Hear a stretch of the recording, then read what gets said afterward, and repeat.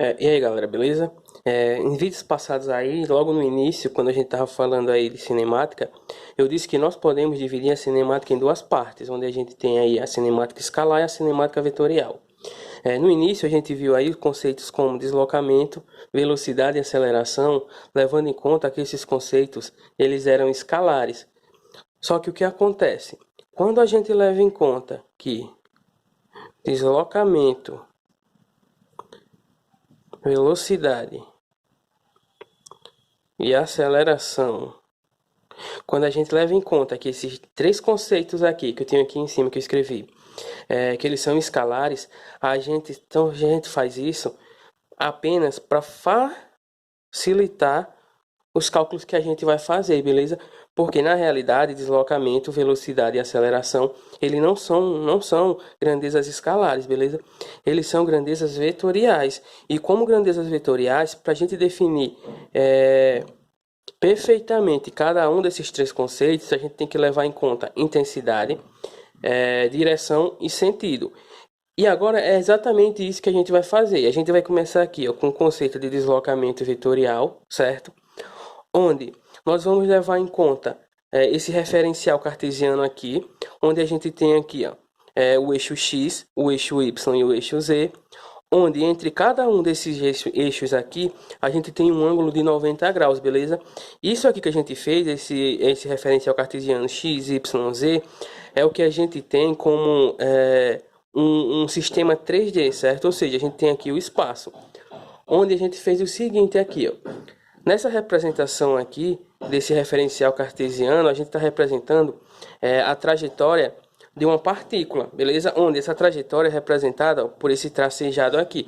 Ou seja, a partícula percorreu todo esse trajeto aqui. Só que o que acontece? Quando a gente foi fazer a análise aqui do movimento dessa partícula, a gente começou a fazer análise a partir desses dois pontos aqui. Onde esse ponto P1 é a posição 1, esse ponto P2 aqui é a posição 2, certo? E o que é que a gente tem também? A gente tem que, relacionado a essa posição 1 e essa posição 2, a gente tem um instante T1 para a posição P1 e um instante T2 para a posição P2. Beleza? Aí o que acontece? Vamos lá, a gente agora tem que pensar o seguinte aqui, ó. A gente tem esse vetor aqui, R1, certo? Que esse vetor R1 aqui vai ser o vetor posição da partícula, certo? Nesse ponto 1.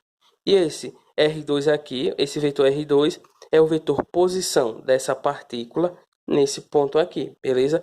Onde cada um desses dois vetores ele está sempre partindo da origem e chegando até a posição de referência que a gente quer analisar. Onde a posição de referência aqui é P1, já a posição de referência aqui para R2, que é o vetor posição para esse ponto 2, ele vai ser aqui, ó, nesse ponto P2. Beleza?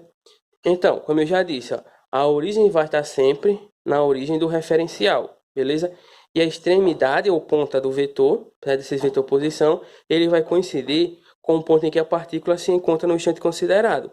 Nesse caso aqui, para o vetor R2, posição R2, vai ser aqui em P2, e para esse vetor R1, vai ser aqui no ponto P1, belezinha? Aí lembrando aqui, a gente tem que lembrar o seguinte, novamente, a gente já viu a caracterização de deslocamento, certo? Como escalar, e agora nós estamos vendo a caracterização dele como um vetorial, que é o que realmente ele é, beleza? Matematicamente, para a gente definir aqui o vetor deslocamento, que é esse vetor aqui que liga o ponto 1 ao ponto 2, ou seja, a posição 1 à posição 2, a gente vai dizer que o vetor deslocamento ou deslocamento vetorial ele vai ser a diferença vetorial entre o vetor posição 2, que é o vetor posição na posição 2, menos o vetor posição 1 nessa posição 1 aqui. Então, matematicamente, a gente vai dizer que o vetor deslocamento ou deslocamento vetorial, ele vai ser dado dessa forma aqui, beleza? Aí a gente também tem o seguinte aí, ó, o deslocamento vetorial, ele vai sempre conectar duas posições na trajetória. Então, é isso que a gente tem aqui nesse esqueminha, ó. O vetor posição, ou aliás, o vetor deslocamento, ele vai estar sempre ligando duas posições da trajetória. Nesse caso, a posição 1 e nesse outro caso aqui, a posição 2, beleza? Aí a origem desse vetor deslocamento, ele vai estar sempre partindo do ponto de partida, que no caso aqui é P1, e a extremidade vai estar sempre chegando aqui no último ponto, onde a gente está fazendo a análise, beleza?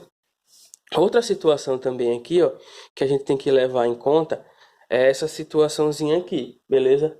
Onde essa situação aqui, ela está esquematizando aqui, no caso, eu vou dizer que ela está esquematizando aqui um carro, onde o carro ele parte de um ponto A e vai até um ponto B, beleza?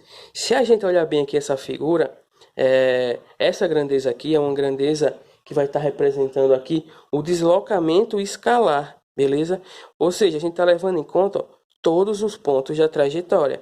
Já o deslocamento vetorial, ele está levando em conta apenas a posição inicial e a posição final. Lembrando, isso daqui que a gente tem é o deslocamento escalar, já esse outro aqui é o deslocamento vetorial.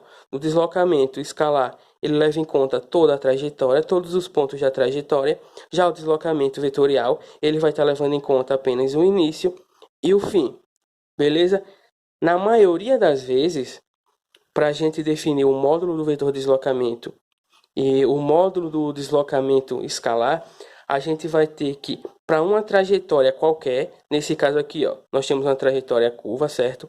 O módulo do deslocamento vetorial, ele vai ser menor ou igual ao módulo do deslocamento escalar. Isso na maioria das vezes. Isso aqui é fácil perceber, ó. Se a gente olhar o deslocamento escalar, ó, nós temos aqui, e o deslocamento vetorial a gente leva em conta apenas, ó, a posição inicial e a posição final. Então, na maior parte das vezes, o módulo do vetor deslocamento ele vai ser menor ou igual ao módulo do deslocamento escalar. E a gente já viu aqui como a gente representa o deslocamento escalar, beleza?